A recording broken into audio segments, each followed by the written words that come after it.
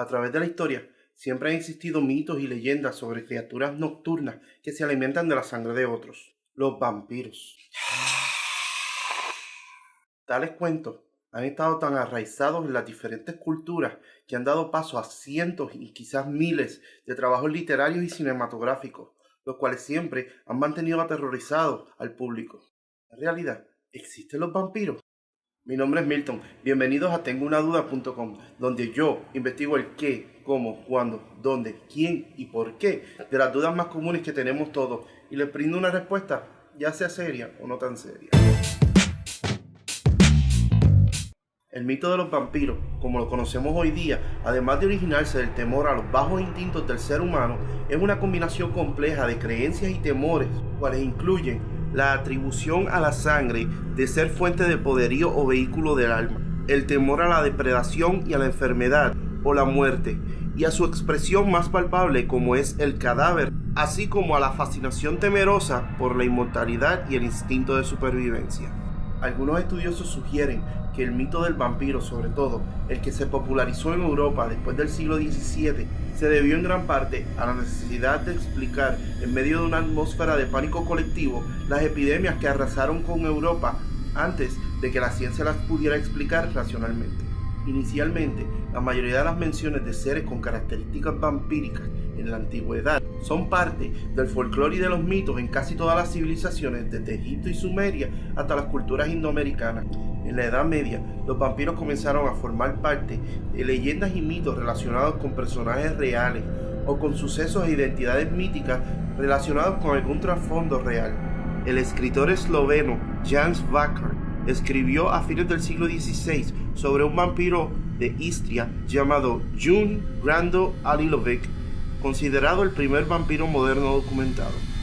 Y desde comienzos del siglo XVIII, las menciones de vampiro pasaron de las tradiciones populares a las publicaciones periodísticas y eruditas en Europa, apareciendo descripciones y análisis de casos específicos, de los cuales el más emblemático es el de un jaduk serbio llamado Arnold Paole, que motivó la inquietud de las autoridades del Imperio Austrohúngaro hasta el punto que comisionaron sucesivas investigaciones conducidas por médicos militares austriacos que incluyeron la exhumación y examen de los cadáveres sospechosos.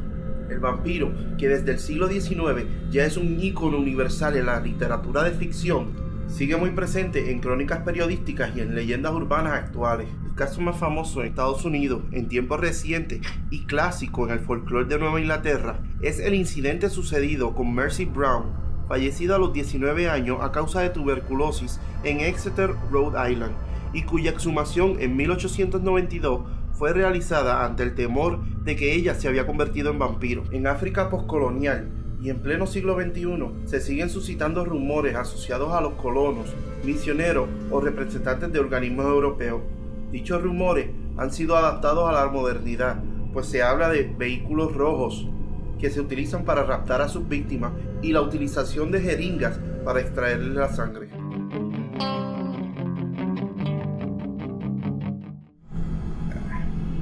En la historia existen personajes reales, los cuales inspiraron la figura del vampiro en el folclore y la literatura de ficción contemporánea.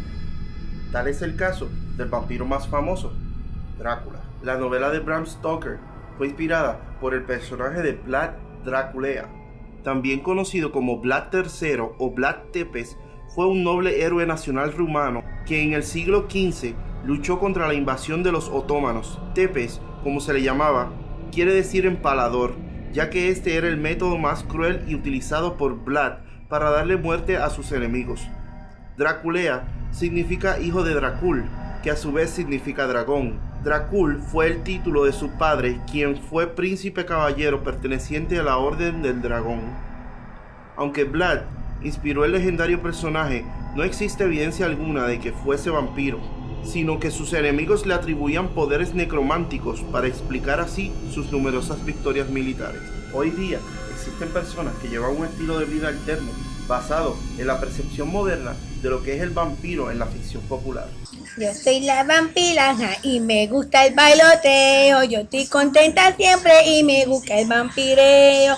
La la la la la la la, me gusta el bailoteo. La la la la la la la, que siga el vampireo. No, eso no es. Ahora sí. El vampirismo o la subcultura vampírica ha surgido en gran parte derivada de lo que es la subcultura gótica. El vampirismo activo dentro de la subcultura vampírica incluye dos versiones del vampirismo moderno. El vampirismo sanguíneo es el más tradicional. A sus adeptos se les llama sanguinarians e involucra el consumo de sangre animal o humana. Para estos vampiros, el consumo de sangre es primordial para su vida, ya que según ellos es la esencia de la vida. Por lo general, lo hacen con donantes voluntarios que se prestan a un solo amo como sirviente y fuente de alimentación, a la que a la par se crean vínculos de gran hermandad entre ambos. En segundo lugar, el vampirismo psíquico ocupa un gran lugar en la comunidad vampírica. Sus practicantes afirman que se pueden alimentar del aura y de la energía corporal de las personas. Por último, están los vampiros estéticos o vivientes. Estos son aquellos que tienen un estilo de vida vampírico pero con diferente ética y moral. Rara vez se alimentan de sangre o se acercan al vampirismo psíquico. Estos tienen un concepto más espiritual del vampirismo. El modo de vida de estos autodenominados vampiros en algunos casos es tal que incluso hasta duermen en ataúdes. Otros simplemente llevan una vida nocturna, rechazando así el lado diurno de nuestra existencia. En serio, nuevamente.